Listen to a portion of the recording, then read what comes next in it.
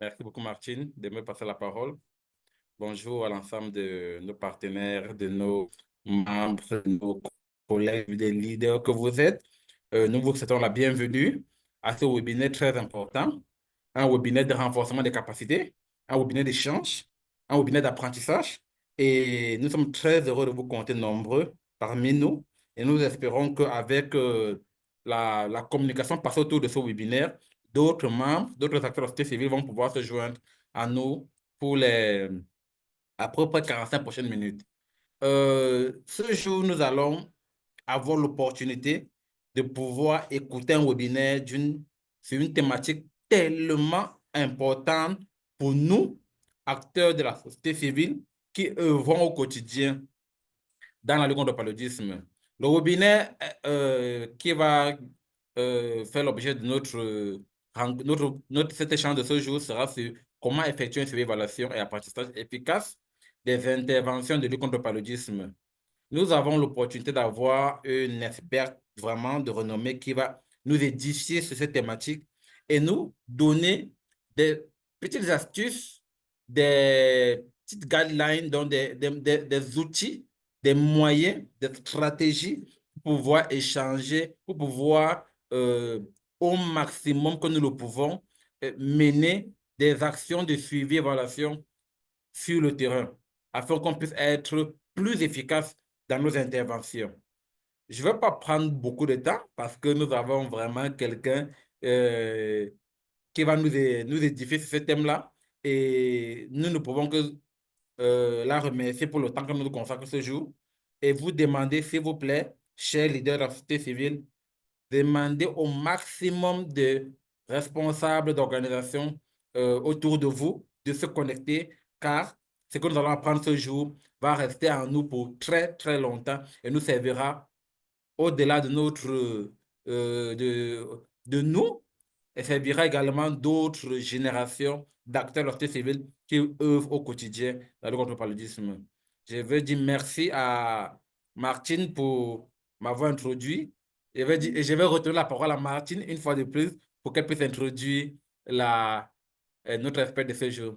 Merci et très bon échange à nous tous.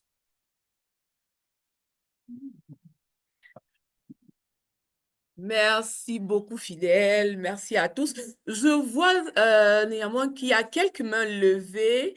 Je ne sais pas si les personnes ont des préoccupations. N'hésitez pas, peut-être écrivez dans le chat ou alors ouvrez votre micro et posez votre préoccupation, s'il vous plaît. N'hésitez surtout pas.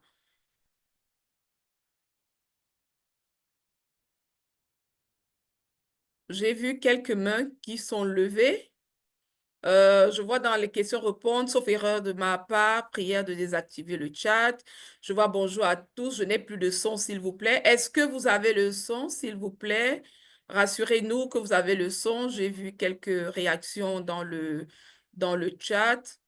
Avant de commencer, je vais vous prier de répondre au questionnaire qui est envoyé dans le chat.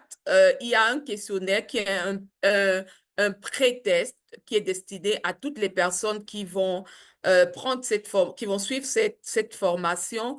Est-ce que vous pouvez répondre? Je ne sais pas si euh, Adama peut envoyer le formulaire à tout le monde. C'est déjà bon, c'est fait. OK, l'équipe me dit que c'est fait.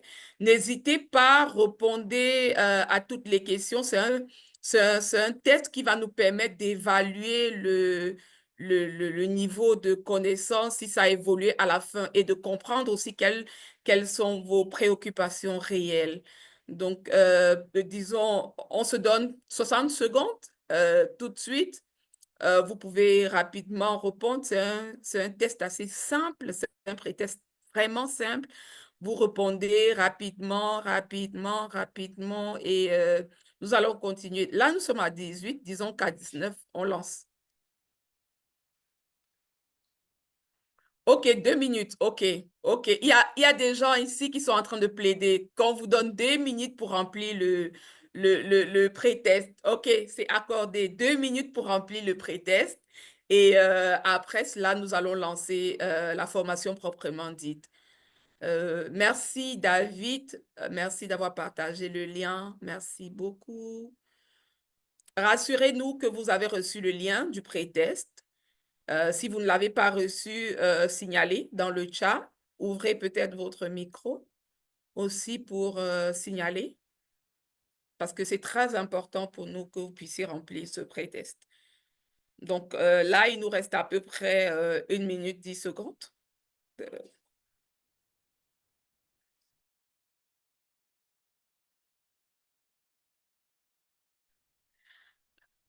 Vous allez, s'il vous plaît, pour les personnes qui sont en train de réagir, pour le moment, réagissez dans la fenêtre Q&A, questions-réponses. Nous avons de petites modifications avec notre compte Zoom. Donc là, on se rend compte que le chat n'est pas activé. Donc vous pouvez, oui, vous pouvez réagir dans le compte Q&A pour être sûr que nous allons recevoir vos questions. OK. Bah, je pense qu'on donne encore 30 secondes, peut-être. 30 secondes, OK.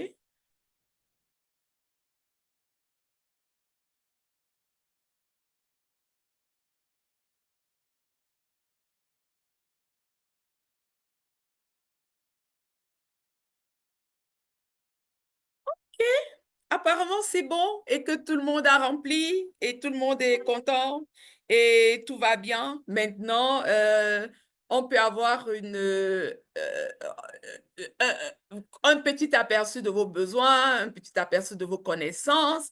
Et sans plus tarder, je vais me faire le plaisir d'inviter ici Laure Vartamukam, notre MNE and Learning expert à ISA.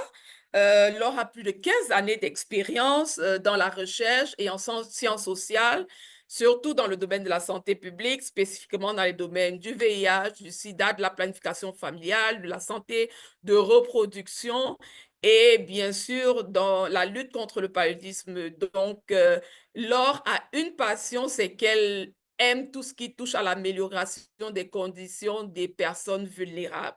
Donc, elle aura le temps d'en dire plus sur elle. Donc, sans plus tarder, je vais introduire Laure qui va commencer sa présentation. Et bien sûr, restez connectés et n'hésitez pas à poser les questions dans la fenêtre, comme on l'a dit tout à l'heure, Q&A.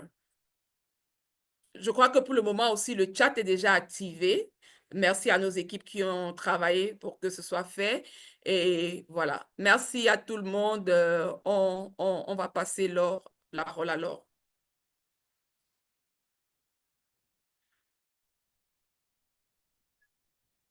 Bien, bonjour à tous et à toutes. Je suis Laure Vartan-Moukam, comme Martine a déjà eu l'occasion de me présenter. Merci Martine. C'est vraiment un plaisir pour moi d'être là et de pouvoir partager ainsi avec vous aujourd'hui quelques connaissances sur le suivi et évaluation,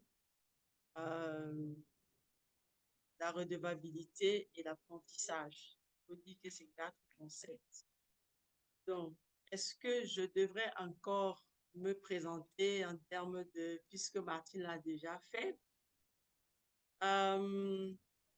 J'espère aussi que vous avez eu l'occasion de prendre encore le mini formulaire de questions qui était présenté parce que c'est très important pour soi-même, pour vous-même et évidemment aussi pour nous de voir comment est-ce que entre maintenant et après, peut-être il y a eu quelques améliorations au niveau des connaissances.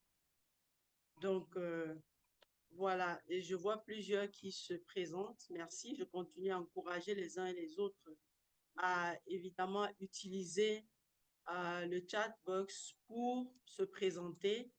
Et entre-temps, au fur et à mesure que la présentation passera, si vous avez des questions, n'hésitez évidemment pas à mettre des questions dans le chat box parce qu'après, il est possible qu'on ait peu de questions pour tout peu de temps pour les questions. Alors, j'avais prévu de présenter aussi les résultats, mais je ne pense pas que cela soit pertinent à ce niveau, vu qu'on a déjà pris pas mal de temps. Donc, je vais passer directement à la présentation sur ce webinaire. Je vais présenter comment effectuer un suivi, évaluation et redevabilité apprentissage dans nos interventions de lutte contre le paludisme. Je vais présenter mon écran.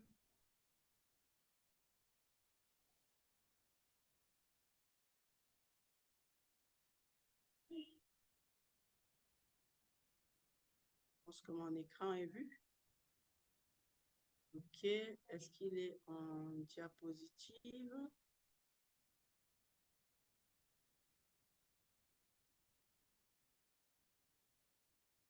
OK, j'y arrive.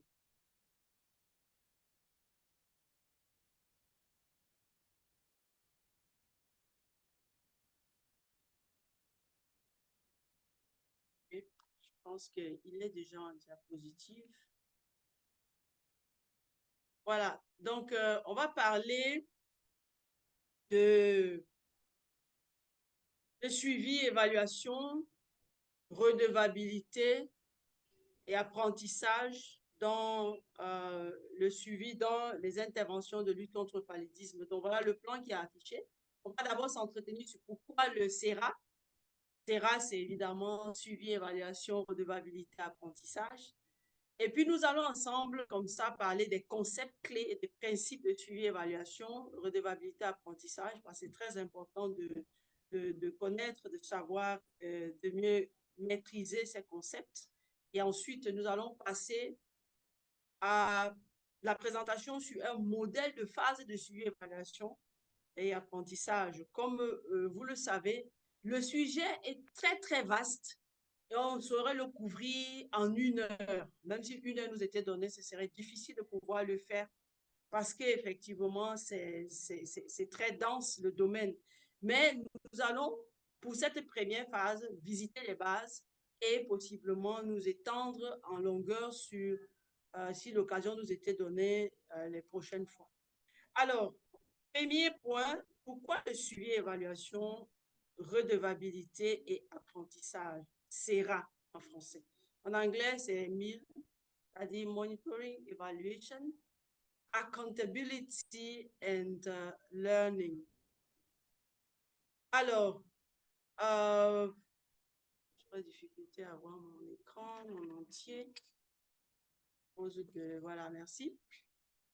Alors, quand on parle de suivi, évaluation, apprentissage, pourquoi est-ce qu'il faudrait parler de cela? Je suis sûre qu'il y a plusieurs parmi nous qui sont déjà des experts hein, dans la mise en œuvre des projets de lutte contre le paludisme, des interventions, des actions même qui portent à changer quelque chose dans la lutte contre le paludisme.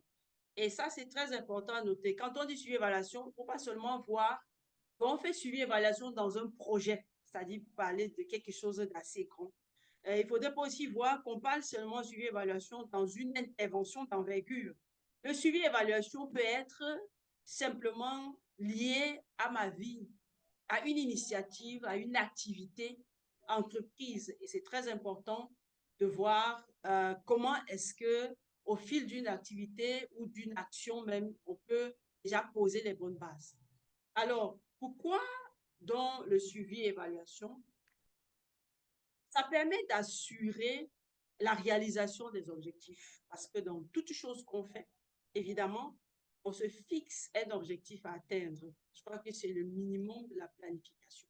On peut mener une action de lutte contre le paludisme ou dans quelque domaine que ce soit, on commence par se fixer les objectifs. Alors, il est question, le suivi et évaluation vous permet donc de vérifier si votre action, votre projet progresse comme prévu ou si vous avancez dans la mesure des résultats obtenus par rapport aux objectifs fixés. Alors, aussi, le suivi évaluation vous permet d'améliorer la qualité des interventions. Il ne s'agit pas de faire des choses, faut évidemment les faire dans un certain nombre de canons de qualité, à savoir grâce au mécanisme de suivi et d'apprentissage, le projet ou l'action peut identifier les pratiques ou bien des aspects qui ne sont pas à mesure de rehausser la qualité de votre activité parce que vous voulez la faire d'une certaine façon. À un moment donné, il faut se demander, est-ce qu'on a optimisé les ressources pour pouvoir maximiser l'impact? C'est important à voir. Alors, pourquoi aussi il faut faciliter la prise des décisions éclairées? À un moment donné, quand on évolue dans la mise en œuvre des activités ou bien de son projet qu'on est en train de mettre en œuvre, on se demande, est-ce qu'on rassemble suffisamment d'éléments ou des preuves qui nous permettent peut-être à un moment donné de réorienter les stratégies? Est-ce que les stratégies que nous avions au départ sont les bonnes? Est-ce qu'on va continuer à avancer avec ce qu'on est en train de faire ou bien il faudrait pouvoir modifier? Sinon, si on veut modifier, c'est sur la base de quoi? Alors, ça devient très nécessaire, donc, à un moment donné, d'utiliser le suivi et évaluation pour y orienter. Alors, on peut aussi se demander en termes pour le suivi et évaluation, pourquoi? Ça permet de renforcer la redevabilité envers les parties prenantes. Lorsqu'on met en œuvre une action, une activité ou un projet, une intervention de lutte contre le paludisme, le plus souvent, on ne travaille pas seul parce que nous ne sommes pas des seuls acteurs dans le champ. Pas? Il faudrait à un moment donné que toutes les parties prenantes soient non seulement informées par rapport à l'utilisation des ressources qui sont évidemment mises en œuvre, qui sont utilisées dans le cadre, mais il faut pouvoir aussi informer les parties prenantes sur le degré ou sur les progrès réalisés, en partageant évidemment les résultats, en partageant aussi les informations. Alors, ensuite, il faut renforcer la redevabilité envers les parties prenantes. Vous savez, quand on parle de redevabilité, en anglais, on dit accountability, c'est-à-dire que c'est la capacité, on reviendra un peu en détail sur ce concept, hein. Mais ça permet de renforcer la confiance et la transparence des parties prenantes, les bailleurs et autres, de savoir qu'effectivement, ce dans quoi nous sommes en train d'investir notre temps, notre argent, notre énergie, va pouvoir améliorer ou bien avancer dans le sens. Pour assurer aussi une utilisation optimale des ressources. Alors, le suivi et l'évaluation vous permet de savoir si effectivement toutes les ressources que vous avez déployées, que ce soit financières, humaines et même matérielles, sont utilisées de façon optimale vers l'atteinte des objectifs fixés. Et en les utilisant, est-ce qu'on obtient les résultats escomptés? Aussi, ça nous permet de promouvoir l'apprentissage pour de futurs projets. Vous savez, quand on est inscrit dans une lancée de durabilité, tout ce qu'on vise à implémenter, tout ce qu'on implémente, on vise bien évidemment à s'inscrire dans la pérennité, la durabilité. Alors, le suivi, évaluation, redevabilité, apprentissage vous permet au fur et à mesure de la mise en œuvre de collecter des leçons apprises, des défis rencontrés qui pourront être capitalisés, pourquoi pas, pour un passage à l'échelle. Alors, aussi, le suivi et évaluation permet d'augmenter l'impact, comme je l'ai dit tout à l'heure, la durabilité du projet. Est-ce que ce que nous sommes en train de faire sera capitalisé à long terme? En fait, brosser le très intéressant pour nous aujourd'hui d'en parler dans le cadre de la série des webinaires en direction des organisations qui interviennent dans la société civile pour la lutte contre le paludisme. Alors, ceci étant dit, nous allons avancer dans la deuxième partie de notre webinaire, de notre présentation, en vous parlant des concepts et des principes de suivi et évaluation. D'abord, les concepts.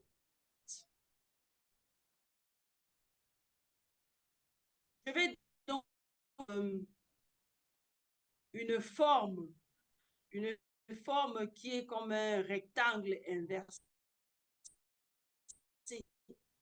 On aurait pu dire un carré, mais c'est une forme, c'est un ray inversé. On a comme les différentes pièces d'un puzzle qui se mettent ensemble. Vous avez, ça c'est ça c'est ma gauche, je ne sais pas, je crois que selon l'écran, c'est votre droite. Donc, on a le suivi, on a l'évaluation, et au niveau droit, on a la réflexion critique, adaptation, c'est-à-dire que qui parle évidemment de la redevabilité de l'apprentissage.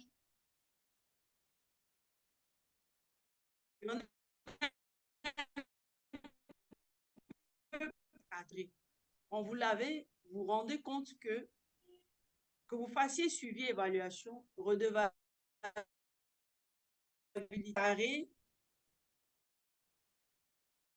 où effectivement il est question de la gestion de la connaissance.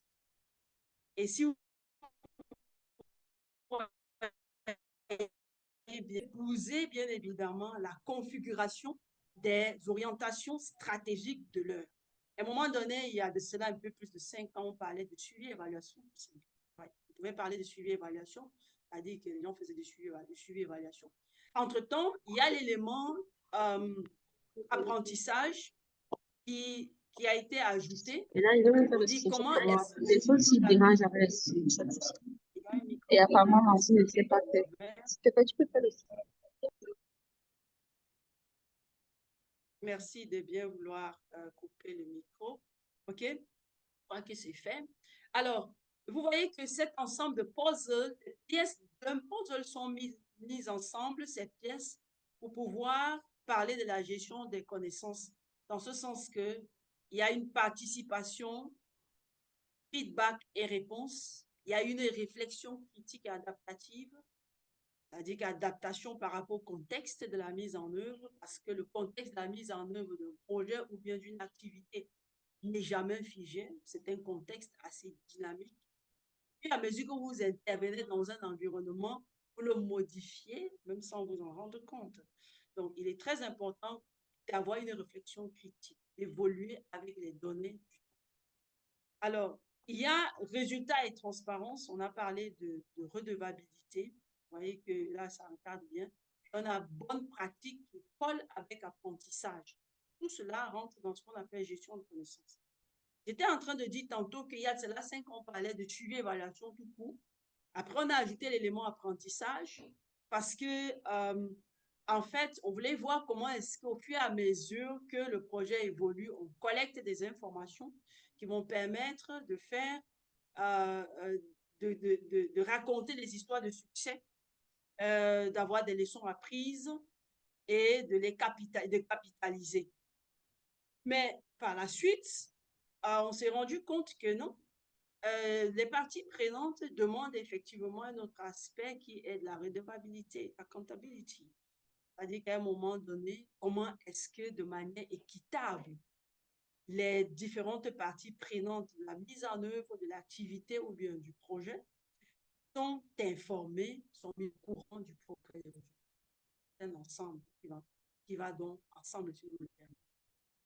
Alors, concept 1, parlant du suivi, je suis sûre que c'est un terme qui est régulièrement utilisé, où on parle de la collecte de données continue et systématique pour fournir des informations sur l'évolution du projet. C'est ça le suivi. C'est-à-dire que c'est une action qui est en continu. Ça, il vous faites bien de noter cela. Alors, le suivi, c'est une activité de gestion de projet ou d'intervention qui consiste à collecter ces données. On ne se contente pas seulement de les collecter, on les analyse. Et qu'est-ce qu'on fait en plus? On les utilise, évidemment, de manière à informer régulièrement la progression et la mise en œuvre. Et donc, ça permet aussi de s'assurer qu'on atteint les objectifs, je note bien parce que c'est bien souligné ici, dans les délais et avec les ressources prévues. Ça, c'est effectivement du suivi. Il permet donc de vérifier que les activités planifiées sont réalisées et que les ressources sont utilisées à bon escient. En somme, le suivi, c'est un processus continu d'observation et de documentation. ceux qui ont mis, je suis sûr que parmi vous, il y en a plusieurs qui ont déjà mis en œuvre des projets régulièrement. Et donc, c'est intéressant de voir que même en tant que gestionnaire de projet, gestionnaire d'une organisation, de la société civile, ou simplement implémentaire d'une tâche, vous avez constamment besoin de savoir où est-ce que vous en êtes par rapport à l'évolution de votre projet, votre activité, votre intervention. Est-ce que les ressources disponibles pour cela sont effectivement en train d'être utilisées, non pas sous-utilisées, non pas non plus surutilisées, mais simplement utilisées et en plus dans les délais. C'est très important d'avoir ces éléments. Alors, les questions qu'on se pose pour pouvoir, dans le suivi, par rapport, par exemple, aux activités, c'est est-ce que les activités sont réalisées conformément au calendrier établi? Quelles activités ont été complétées et quelles sont celles qui sont en retard? En tant que manager de projet, on a constamment besoin de savoir où en sommes-nous. On a besoin d'une sorte de tableau de bord, peut-être, je ne dis pas ça parce qu'il y a des termes un peu compliqués, une sorte de suivi.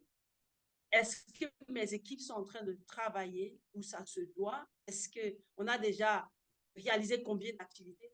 Combien d'activités restent à être réalisées? Est-ce qu'elles ont été totalement réalisées ou bien elles sont encore en cours et à quelle proportion? Il y a aussi des questions sur les ressources. Avec quel niveau d'utilisation de budget je suis en train d'atteindre tel niveau de mise en œuvre des activités? Très important comme question. Est-ce que les ressources humaines que j'utilise, le personnel, c'est du personnel, c'est du bénévolat, c'est du personnel à plein temps? Est-ce que c'est suffisant pour accompagner ce projet? Et ça, c'est important parce qu'un gestionnaire de projet, à un moment donné, faudrait savoir si les bénévoles qui sont impliqués, peut-être en plus grand nombre que le personnel consacré 7 heures ou bien 8 heures par jour au projet en train de travailler à cela. Alors, tout ça, c'est nécessaire dans le suivi. On peut répondre à ces questions. Autre question, c'est sur les indicateurs de performance. Alors, les indicateurs de suivi montrent les progrès vers les résultats attendus. Ça, c'est une question qu'on peut se poser. Est-ce que, comme j'avais voulu atteindre telle proportion dans le nombre, par exemple, d'activités, de plaidoyer en telle période, est-ce que c'est atteint? Quel indicateur nécessite un suivi renforcé pour assurer une meilleure compréhension? Ça, c'est très important à savoir. Autre question sur la participation des parties prenantes. Oui, tout ça, c'est par rapport au suivi. Comment est-ce que les parties prenantes, la communauté, les partenaires, les bénéficiaires, comment est-ce qu'ils participent au projet? Puisqu'il est très important que chaque partie prenante joue effectivement sa partition et au niveau qu'on vient pour que nous soyons dans le plein régime du projet à un moment.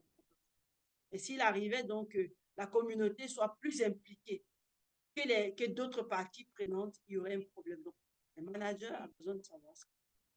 Est-ce qu'il existe un retour d'information de la part des parties prenantes? Est-ce qu'on a un feedback par rapport au projet? On a toujours besoin de le savoir. Les questions sur la qualité et les bases d'activité. Est-ce que les activités ont l'impact? Est-ce qu'on évolue vers l'impact escompté en touchant les bénéficiaires? Ou quel ajustement on pourrait faire pour améliorer la qualité de la mise en œuvre? Donc, autant de questions par rapport au suivi. Alors, quand on passe à l'évaluation, l'évaluation, c'est quoi, en fait? C'est le processus qui consiste à analyser de manière systématique et objective la conception. Il faut noter ceci. Il y a la conception, il y a la mise en œuvre, il y a les résultats d'un projet pour déterminer véritablement ces 5 domaines très importants. 1, la pertinence. 2, l'efficacité. 3, l'efficience. 4, l'impact. Et 5, la durabilité. Généralement, impact et durabilité sont connectés ensemble le plus souvent. Et je vous dirais, puis on a dit, en fait, l'évaluation se mène à un moment ponctuel du déroulement du projet. ce qui marque la différence avec le suivi. On peut faire une évaluation en début de projet, puis une évaluation en mi-parcours, et on fait une évaluation en fin de projet. Très important. Chaque phase, évidemment, a ses objectifs et ses orientations. Mais notez de manière globale que l'évaluation nous permet d'analyser de manière systématique et objective quoi? La conception. Vous regardez bien, le suivi de routine nous permet de regarder si pendant la mise en œuvre, il y a des aspects gestion qui sont bien orchestrés, mis ensemble pour l'atteinte, la réalisation des activités, bien évidemment, mais l'atteinte des objectifs qu'on s'est fixés. Mais si vous regardez avec l'évaluation analyse la conception. L'évaluation sera capable de vous dire, au début, ce projet était parti pour échouer parce qu'il était mal conçu. Mais le suivi ne vous le dira pas. Donc, contrairement au suivi qui est un processus continu, l'évaluation est souvent réalisée à un moment clé du projet. Alors, quelles sont les questions par rapport à la pertinence? Le projet répond-il aux besoins des bénéficiaires? Comprenez donc qu'à un moment donné, on peut se rendre compte que le projet n'avait pas bien ciblé les besoins des bénéficiaires. Donc, dès la conception, il était parti. Au niveau de l'efficacité, on peut se demander si les objectifs et résultats prévus ont été atteints. L'efficacité. Nous avons mené les actions pour quel but? Les activités pour quel but? Est-ce que nous avons atteint les objectifs? Planifie les activités de communication pour le changement de comportement. Planifie les activités de plaidoyer pour toucher les leaders communautaires ou bien les leaders politiques et autres. On veut changer quelque chose. On s'interroge à un moment donné en parcours et dit est-ce qu'on est en train d'atteindre les objectifs? Alors, l'efficience, c'est quand on combine ressources et efficacité. Est-ce qu'avec ce que nous avions comme ressources financières, ressources humaines et matérielles, nous sommes allés, après nous avons évolué dans le bon sens? Est-ce que nous optimisons ces ressources en relation avec l'atteinte des objectifs? Et l'impact, c'est quel changement à long terme? Quand on est à l'évaluation de base, on ne parle pas encore d'impact. On est en train de collecter encore des éléments qui vont nous permettre d'évaluer en fin de projet. Quand on a un mi-parcours, on se pose évidemment la question de savoir est-ce que tel que nous avançons, nous allons pouvoir toucher le changement que nous nous sommes promis, que nous avons promis aux bailleurs. Alors, nous avons tenté ici de mettre dans un tableau que nous n'allons pas parcourir, faute de temps, des éléments de comparaison, les questions de suivi, les questions d'évaluation. Je suis sûre qu'après, l'équipe va vous partager cette présentation. Et je voudrais dire à mes collègues d'expression anglaise, don't worry about the French. We developed this PowerPoint in French, but you are going to have the English version of this presentation. So no worries at all. Donc, on va faire ce tableau aussi. Il y a ce tableau qui est présenté et qui montre la comparaison suivi et évaluation à différents niveaux. Au niveau de la couverture du projet, questions. Au niveau de l'évaluation, il y a des questions. Au niveau du processus du projet, il y a des questions. Savoir, le processus de projet est-il permis d'achever? Ont-ils permis d'achever les activités dans les délais et le budget prévu? Ça, c'est une question de suivi. Au niveau de l'évaluation, le projet a-t-il investi de manière efficace son temps et son budget? Voilà. Donc, le résultat aussi, c'est pareil. Et lorsqu'on passe donc, au niveau des objectifs, on a le suivi des intrants. C'est-à-dire que tout ce que vous mettez dans le projet comme intrant, vous savez, on a intrant, on a extrant. Est-ce que tout ce qui est mis, est-ce que vraiment les activités sont réalisées? Est-ce que la progression se fait normalement? Est-ce que les effets suivent? Puis on a évaluation. On fait l'estimation systématique et objective du mérite pour du projet.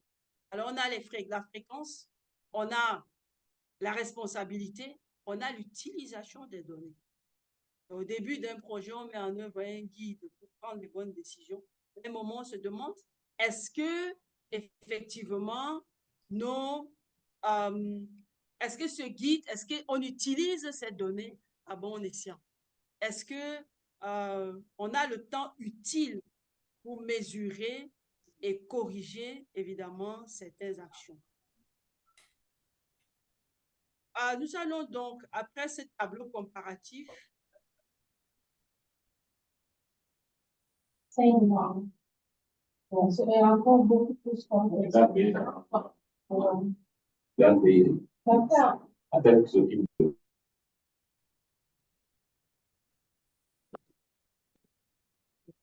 après ce tableau comparatif, on évolue dans la présentation. Il y a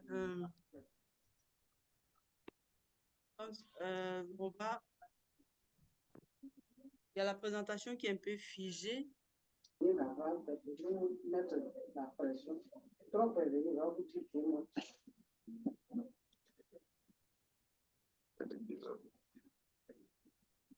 Voilà. Allô, madame, s'il vous plaît. Oui, oui. Voilà, revenez voir sur le suivi et l'évaluation, s'il vous plaît. D'accord. Voilà. Vous avez quitté sur la présentation. Okay. Non, le tableau, vous étiez là. La différence entre le suivi et l'évaluation. Oui. Voilà. Non, ce n'est pas ce tableau. Le suivi est... Voilà, ici. Le suivi est permanent, l'évaluation est temporaire. Oui, oui, allez-y, je vous écoute. Allez-y, je vous écoute. Bon, moi, il va envoyer, donc on peut commencer. Oui, en fait, c'est un tableau comparatif entre suivi et évaluation à différents niveaux. Ici, c'est au niveau des objectifs. Président, quand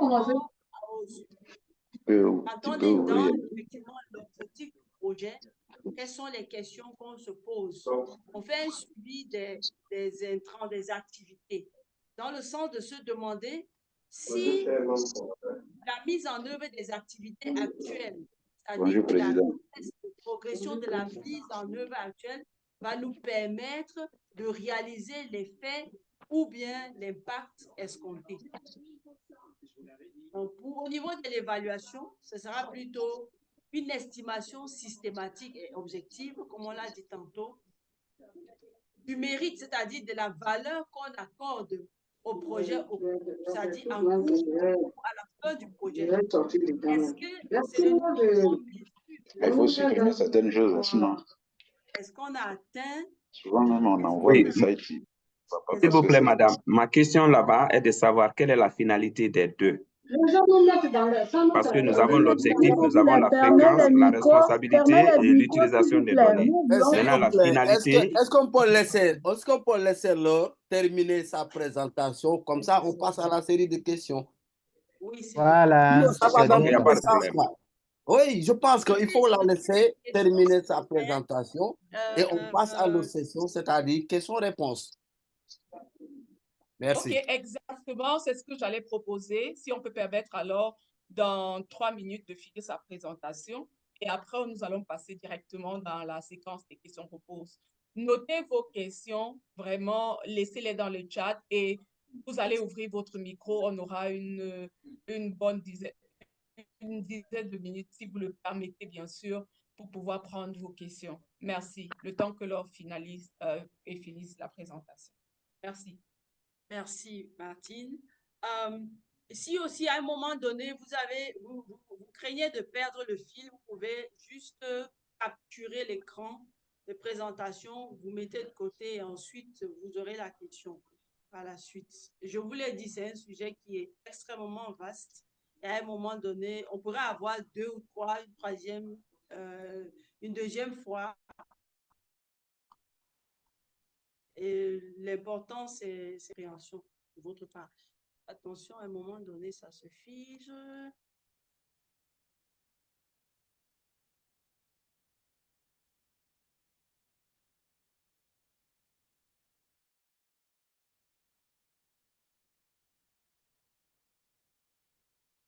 Donc, je vais d'abord... OK. Alors, voilà. Nous sommes donc rendus au troisième concept qui est celui de la redevabilité. Alors, c'est quoi? Dans le cas d'un projet, la redevabilité désigne l'obligation des responsables du projet de rendre compte de leur action, des décisions et des résultats. Et donc, aux différentes parties prenantes, aux concernés, aux bénéficiaires, à la communauté, aux gouverneurs, aux bailleurs, tous ceux qui sont impliqués comme parties prenantes. Parce qu'évidemment, si on s'investit dans un projet, à un moment donné, il faut qu'on soit au même niveau d'information. Il faudrait qu'on puisse, évidemment, donner son avis, contribuer à l'évolution du projet. C'est ça qui est la redevabilité. Donc, elle implique la transparence et la communication. Il faut une transparence dans la gestion des ressources qui sont mises à disposition et une communication abondante.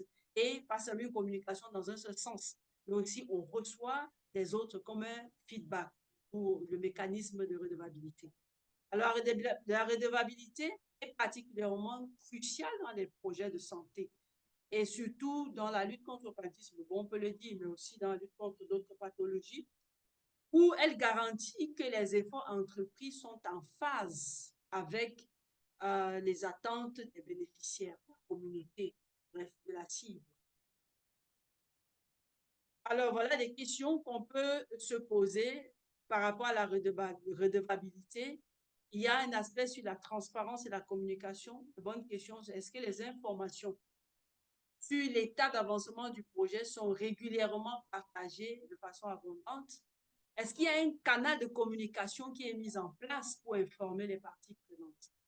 Nous devons nous poser ces questions en tant qu'organisation de société civile, en tant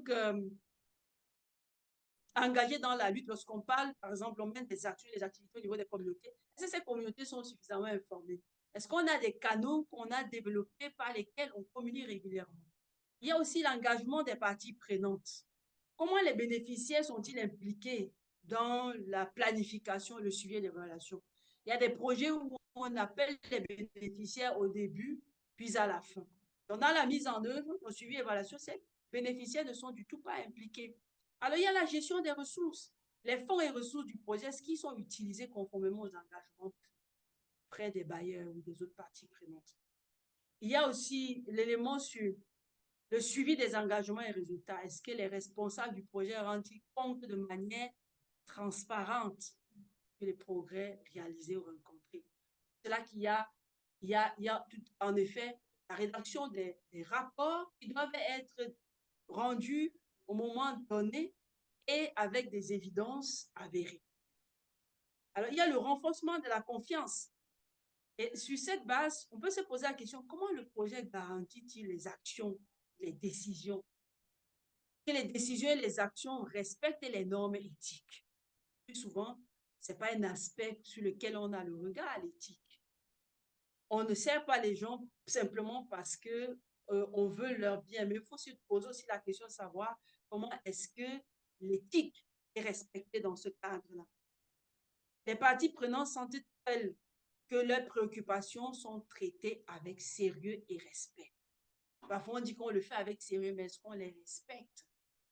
Ou bien lorsqu'on se dit que non, mais nous sommes en train de travailler pour la communauté, mais on se dit qu'on peut faire véritablement d'une certaine façon. Et quand on parle de respect, on parle aussi évidemment du respect de l'environnement de ces bénéficiaires, de leurs normes, de leur culture. Alors, nous passons au concept 4 sur l'apprentissage.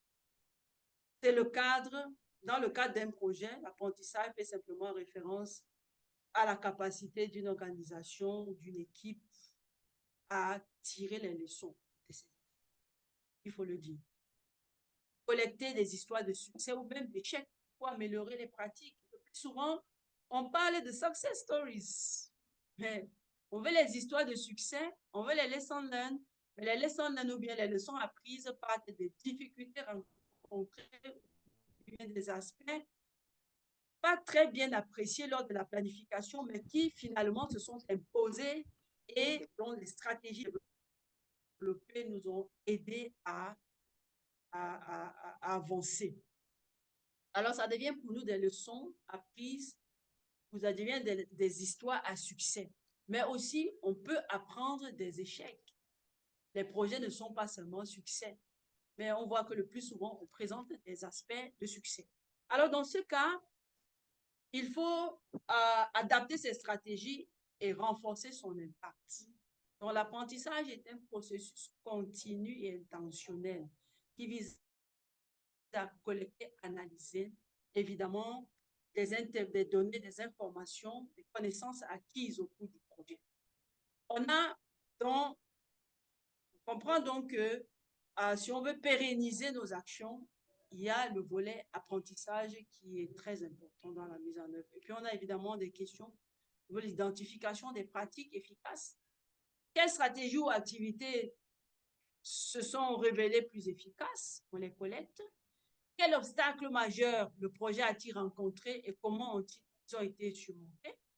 Comment les résultats de l'évaluation et les retours d'informations ont-ils été utilisés pour ajuster en temps réel, etc. Alors, nous voulions amorcer la partie 2 sur le modèle de phase suivi évaluation de validité apprentissage. Alors, je me demande si on peut prendre d'abord des questions ici avant d'avancer, vu que le temps réservé à notre webinaire est en train d'avancer. Nous pourrons prendre, si vous le voulez, 5 minutes pour présenter ce modèle assez rapidement, pour dire que c'est un modèle qui peut être un peu complexe, mais que nous pourrons brosser rapidement, peut-être en 5 minutes, oui, et ensuite nous prendrons les questions. OK, je pense qu'on va laisser Laure continuer. Déjà, nous plaidons votre indulgence pour ce temps extra que nous sommes en train de grignoter sur votre emploi de la journée. Je pense on est juste en train d'essayer de rattraper le retard que nous avons eu lorsque nous commencions ce webinaire. Donc, vraiment, restons concentrés. Laure va aller rapidement pour cette partie et nous allons ouvrir la session questions-réponses. Merci beaucoup. Merci. Voilà un peu les différentes phases de la mise en œuvre d'un modèle logique de suivi, évaluation, apprentissage. C'est-à-dire qu'il y a la conception, il y a la planification, il y a la collecte, il y a la phase d'analyse, la phase d'utilisation. Alors, je vais aller assez vite. Mais dans le modèle de conception, parce qu'on parle de modèle logique de conception, ça c'est la phase de conception, il y a la théorie de changement, il y a le cadre des résultats et puis il y a le cadre logique. Il faut dire que quand on veut mener un projet ou bien on veut mettre en œuvre le suivi et évaluation d'un projet ou bien on veut même élaborer un projet, si on veut asseoir une bonne base de suivi, évaluation, de dévabilité, apprentissage, il est tout à fait indispensable de concevoir les modèles logiques. Et quand on parle de modèle logique, théorie de changement, le cadre des résultats et le cadre logique. Cela passe par des questions suivantes. Quel est l'impact que vous souhaitez obtenir? Ça, c'est lié à la théorie de changement. Comment pensez-vous que le changement se produira? Quelles sont les hypothèses qui doivent se vérifier pour que le changement se produise? Comment allez-vous mesurer et suivre la progression? Alors, quand on a ces questions, nous avons mis ici un schéma de théorie de changement. Quel changement est-ce qu'on souhaite avoir? Là, on peut schématiser de manière, montrer de façon visuelle, décrire comment est-ce que nous souhaitons voir le changement. Partir de la situation actuelle, développer des hypothèses et montrer le changement. Comment est-ce que ça pourra se faire? Nous avons un modèle un peu complexe que ce que nous venons de présenter. Nous avons aussi un modèle de théorie de changement qui peut être aussi simple que celui-ci, où on aligne les activités et les axes d'intervention année après année et on évolue vers la fin du projet pour voir le changement qu'on souhaite, pour montrer le changement qu'on souhaite voir au terme du projet. Il y a aussi le cadre des résultats, qui est un modèle logique qui organise les résultats d'un projet en une série de relations de si, alors. C'est-à-dire que c'est un schéma dans un cadre, un tableau, bien évidemment, où on a, si on a ceci, alors on a cela. Si on a ceci, on a. Il faut voir que les cas de résultats, généralement, ça dépend du bailleur. Ou si on n'a pas de bailleur, on peut soi-même se définir un cadre de résultat. En sachant que mon cadre de résultat passe par soit l'impact en premier, ou le but stratégique ou l'objectif. En intermédiaire, on peut avoir les effets ou les effets intermédiaires, les résultats intermédiaires. On a les effets, c'est-à-dire c'est pouvoir avoir une lisibilité sur le changement. Lorsqu'on met ensemble la théorie des changements et le cadre des résultats, on peut avoir un schéma comme celui-ci. Vous avez à votre gauche, à ma gauche, peut-être doit être la droite, puisque vous êtes de l'autre côté. On a dans la théorie de changement, il montre les conditions préalables, ce qu'il faut ensuite et le changement qui va se suivre à long terme. Lorsqu'on met ensemble, quand on veut bâtir notre cadre des résultats, il y aura donc le niveau but qui correspond au changement à long terme qu'on souhaite avoir. On aura le niveau des objectifs stratégiques ou parfois ce sont des objectifs spécifiques ou bien simplement des objectifs qui correspondent au niveau domaine de changement. Et on aura donc le niveau des résultats intermédiaires qui est parfois au niveau effet, où on aura donc notre niveau des conditions préalables. Qu'est-ce qu'il faut pour qu'on soit. Et on a le niveau de base qui est le niveau produit. Alors, lorsque on a ça, on a donc le cadre logique. Le cadre logique, c'est donc ce modèle logique qui décrit les principales caractéristiques du projet. Objectifs, indicateurs, méthodes, mesures, hypothèses, qui met en évidence les liens logiques entre elles. Donc ça, c'est leur frère, le cadre logique. Et je suis sûre que la plupart d'entre nous ici sont des... On a mis en œuvre des projets. Donc, on a donc ce log frame qui est but, objectif, résultat intermédiaire, produit, activité. Et on a donc des hypothèses qui sont du niveau de si et alors. Alors, voici ma dernière diapositive pour m'arrêter à ce niveau, qui montre comment est-ce que le modèle logique en progression, d'abord on a la théorie de changement, qui définit le changement à long terme. On a le cadre logique qui est agencé sur la théorie de changement, qui montre comment de façon hiérarchique les objectifs, avec les énoncés des objectifs, vont pour et montrent les différents niveaux et qui montre en réalité la relation causale dans le projet. Et on a finalement le cadre logique qui est à notre niveau, qui va permettre de mesurer les indicateurs, mesurer le niveau de changement. Donc, sur ce, je vais m'arrêter et en laissant bien évidemment l'espace pour les questions et réponses. Merci beaucoup, Laure. Vraiment, c'était une présentation très, très riche. Thank you for all those who joined us while we were already going through the presentations. Thank you to our CSOs from Zimbabwe. Je vois beaucoup de personnes aussi qui viennent de Madagascar. Je voudrais vraiment aussi souhaiter une bienvenue particulière à Véronirina Sylvie de la plateforme des fédérations des personnes handicapées de Madagascar pour marquer ici l'aspect inclusif de nos interventions. Vraiment, vraiment, tu es la bienvenue, Sylvie, pour cette session. Et je vais directement adresser une question à Laure avant d'ouvrir la vague des questions-réponses. C'est une question de Kotu Sangou qui dit « Est-ce que la redevabilité n'a pas aussi pour but de donner la possibilité aux critiques aux bénéficiaires du projet et de les prendre en compte, donc donner la possibilité à ceux-là qui bénéficient de donner leur avis sur le projet pour que ces avis puissent être pris en compte avant de prendre les autres parties. C'est une très bonne question et c'est tout à fait vrai. La redevabilité, nous l'avons dit, c'est aussi le niveau de communication entre les différentes parties prenantes. ça s'apprécie aussi à ce niveau. C'est-à-dire que quel est le canal que nous mettons en œuvre pour pouvoir faciliter la communication. Et donc, quand on communique, ce n'est pas seulement dans un seul sens. Il y a donc aussi un cadre de feedback du mécanisme qu'il faut mettre sur pied. C'est-à-dire, lorsqu'on communique, on informe sur le progrès, sur les activités du projet. Évidemment, on aménage un canal pour pouvoir recevoir des parties prenantes de la communauté, des bénéficiaires, des orientations, des critiques, pourquoi pas, sur l'évolution du projet. Merci. Ok, je vais directement ouvrir cette session pour les questions-réponses. Vous pouvez ouvrir votre micro et réagir. Je vois 3 mains déjà levées. Je vois la main de Ulrich Malumbi. Monsieur Malumbi, peut-être? Vous pouvez ouvrir votre micro.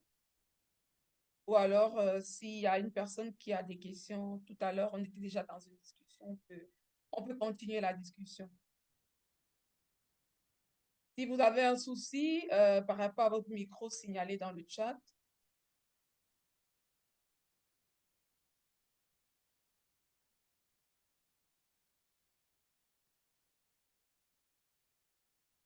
Je ne vois pas de main levée. Atenga, je vois la main levée. Moussa, vous pouvez. Allô?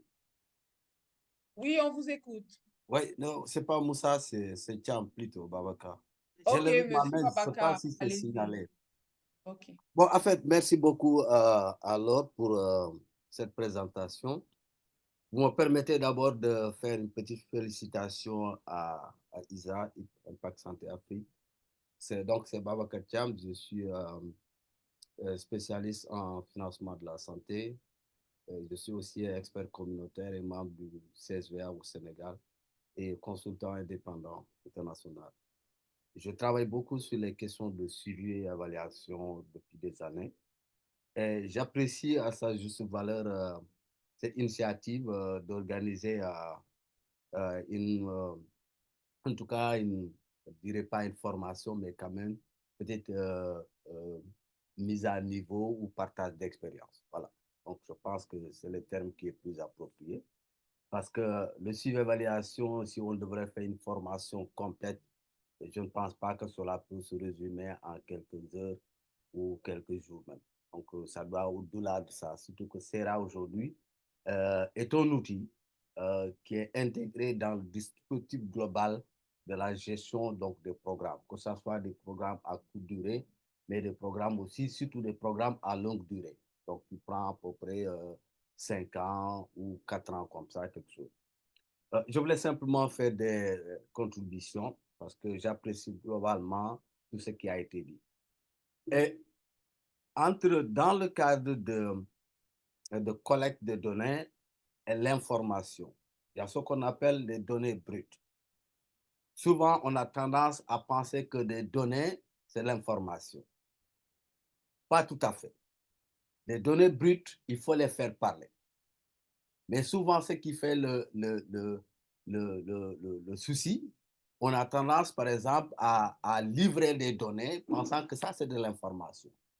Il faut faire une génération des données à l'information. Ça demande un travail très approfondi, très structuré. Parce que chaque donnée doit donner peut-être une dizaine d'informations. Il appartiendra maintenant aux spécialistes de tirer de ces données-là des informations qui peuvent permettre, par exemple, d'être diffusées par différents canaux. Ça, c'est la première observation. La seconde observation, c'est au niveau apprentissage.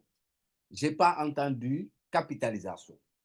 Les leçons apprises obéissent à un travail de capitalisation.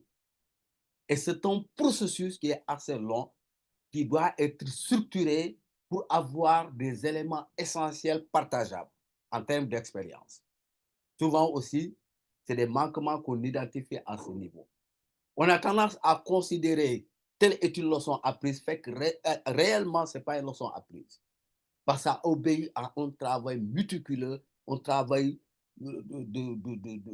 vraiment d'intelligence pour arriver à avoir un modèle partageable, un modèle réplicable par rapport à l'initiative, c'est-à-dire au projet, si tel est le cas.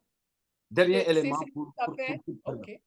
dernier Allez. élément, OK. c'est au niveau de impact et durabilité. Et là aussi, ça doit se designer, si je peux m'exprimer en ces termes, depuis le début. Parce qu'on ne peut pas, souvent, on parle de durabilité, mais la durabilité doit se définir depuis les objectifs. Depuis les objectifs. Mais arrivé à terme, on se pose des séries de questions. Quelle est la...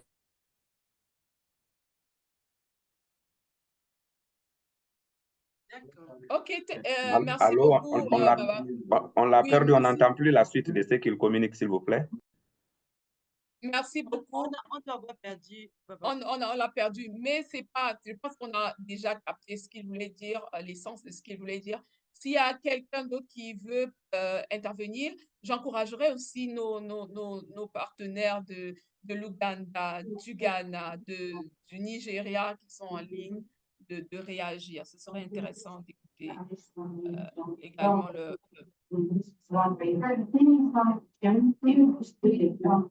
Je vois Faya Pascal. Vous pouvez lever la main ou alors ouvrez votre micro.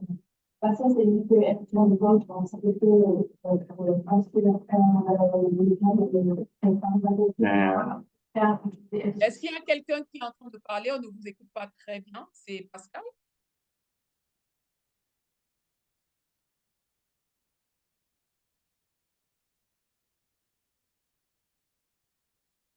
Merci pour les contributions, Monsieur Babacar.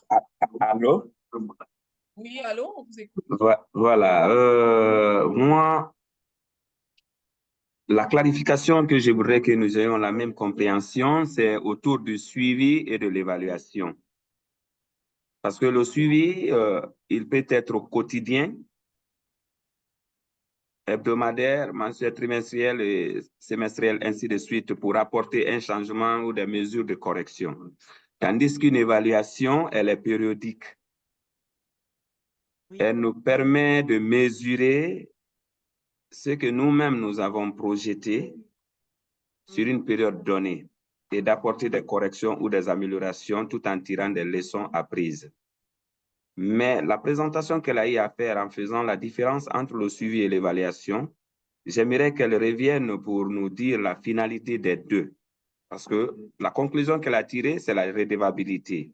Mais la finalité du suivi et de l'évaluation, j'aimerais qu'on revienne sur cette partie pour que nous ayons la même compréhension. Je vous remercie. Merci, Pascal.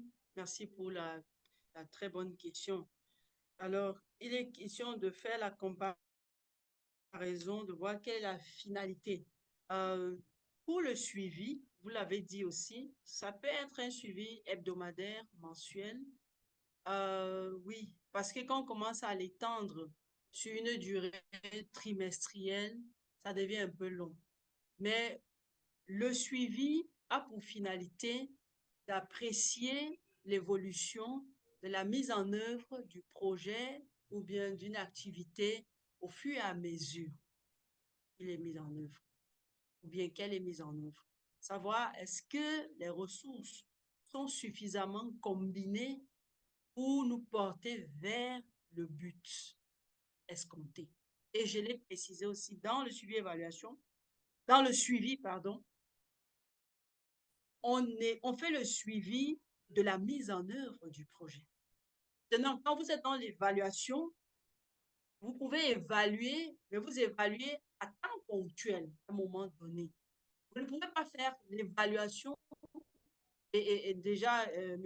Thiam l'a dit, ça dépend de la durée du projet. Vous avez un projet qui s'étend sur 6 mois, c'est clair que vous pourrez faire une évaluation en fin de 6 mois. Vous n'êtes pas obligé de faire une évaluation à mi-parcours. Vous avez par contre un projet qui s'étend sur 5 années, vous pouvez faire une évaluation à mi-parcours, 3 évaluations à mi-parcours pendant les 5 années, et vous aurez une évaluation de fin de projet. Donc, on planifie vraiment les phases d'évaluation, sachant que les évaluations que nous allons mener au cours de la vie du projet pourront interroger même la conception du projet. Vous comprenez? Or, dans le suivi, vous n'interrogez pas la conception du projet. Vous faites le suivi des actions en cours.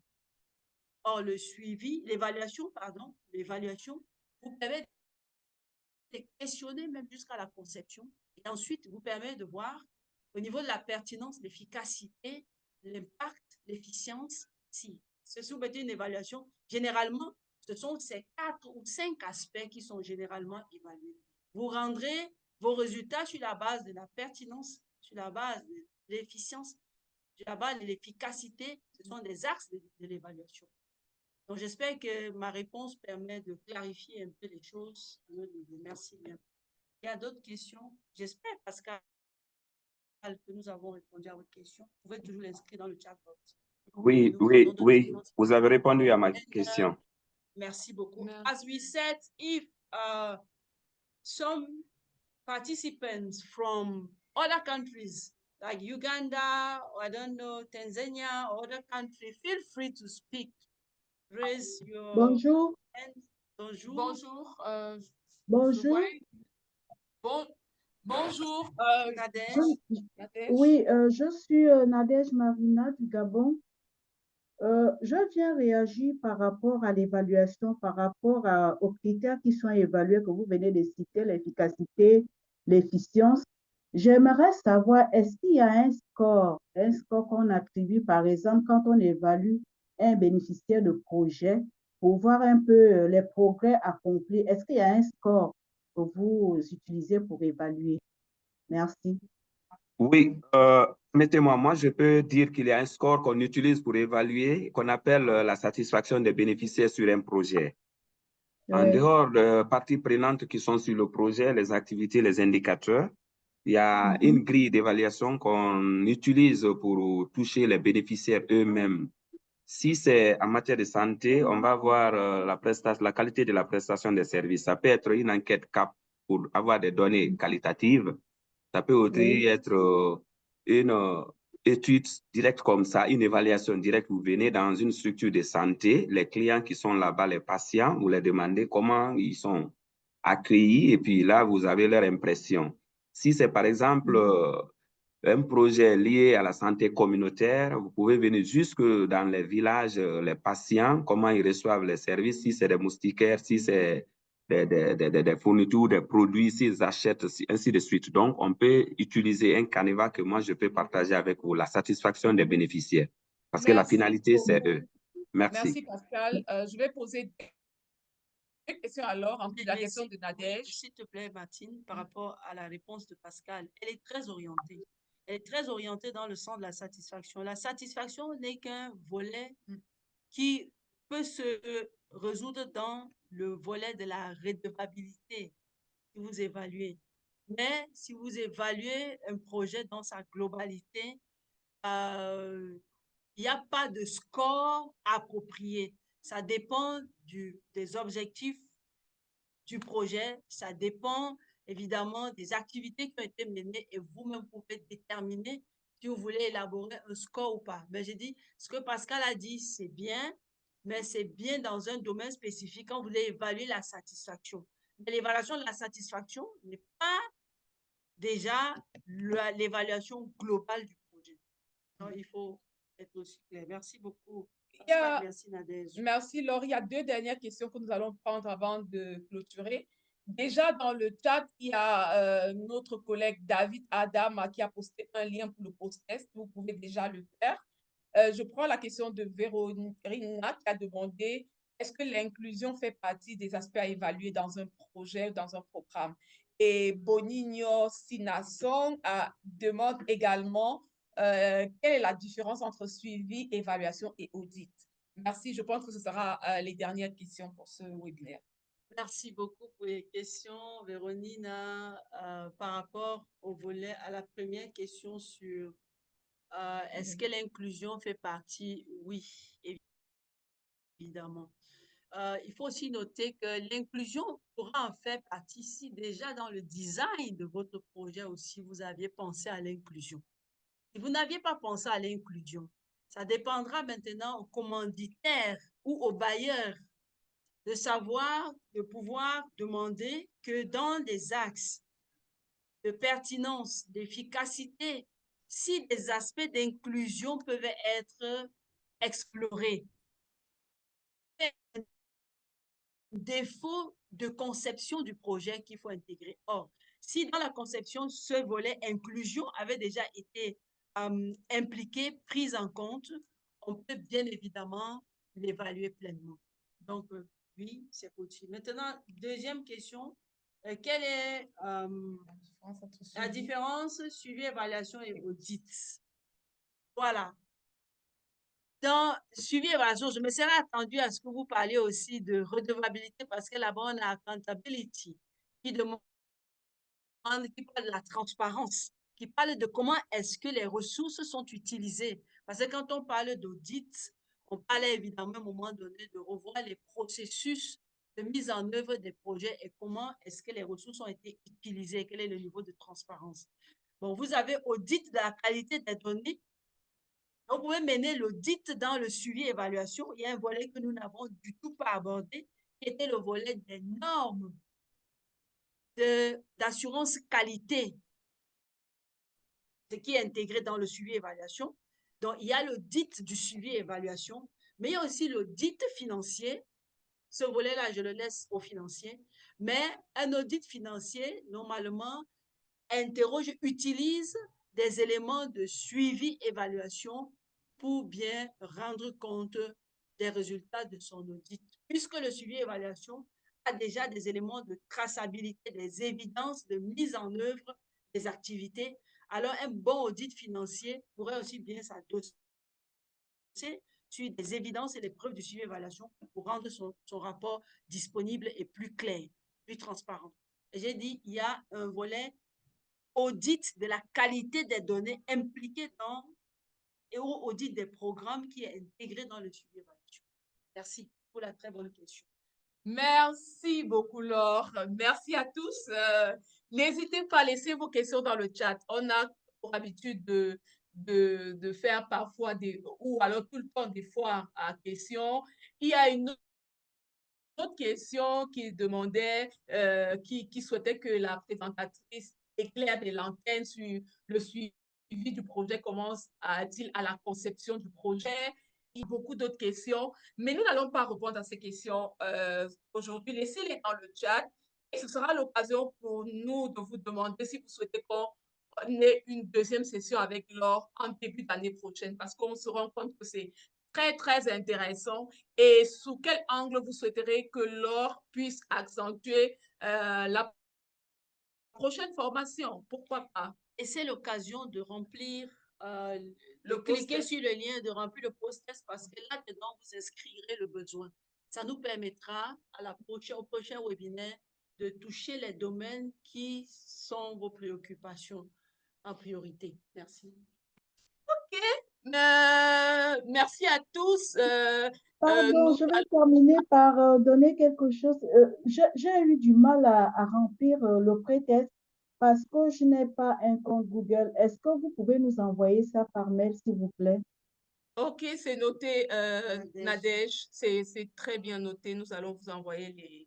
Après, juste après cette session, N'oubliez pas de allons… partager aussi la présentation. Oui, nous la ferons, nous la Vraiment, traduirons en c'était… anglais avant de la partager. Vous aurez également la version anglaise pour les personnes qui parlent anglais. Merci Merci beaucoup. C'était vraiment merci, riche d'enseignements. J'ai beaucoup appris aujourd'hui. merci Nadège pour votre feedback. Merci alors Merci à tous. pour cette session. Merci pour son temps. Je ne vais pas dévoiler un secret ici. Laure revient d'un voyage et vraiment, elle a tenu à être là pour cette formation. Il est déjà 12h31 à notre montre. Ça, c'est l'heure du Cameroun. Certainement 11h31 GMT. Nous avons eu 31 minutes de retard et vu la tendance, la durée de nos webinaires, nous pensons que la prochaine session, nous allons l'étendre à 1h30 minutes. Nous avons eu la même difficulté lors des dernières des dernières formations. Et je pense que c'est déjà un appel pour nous dire que les discussions sont très intéressantes et que nous devons un peu rallonger le temps des présentations. Merci à toutes les personnes qui ont pris leur temps pour être là cet après-midi.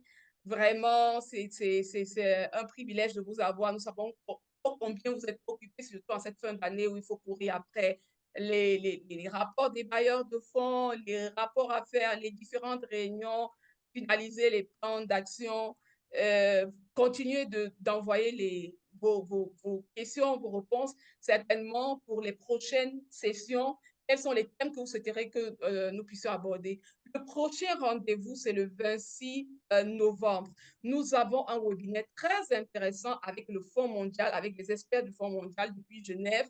Et vous savez, ils n'ont pas souvent le temps d'être là pour avoir des formations avec nous. Donc, nous souhaitons que vous puissiez communiquer à partir de la semaine prochaine lorsque les flyers seront publiés pour que aucun membre, aucune personne ne puisse rater cette formation. Ce sera une formation très intéressante sur le genre. Je ne sais pas si Fidèle est là et si Fidèle souhaiterait dire quelque chose avant que nous puissions clôturer. Fidèle. Merci. Je vous passe la parole. Vous m'entendez? Très bien, Fidèle. Très bien. Merci.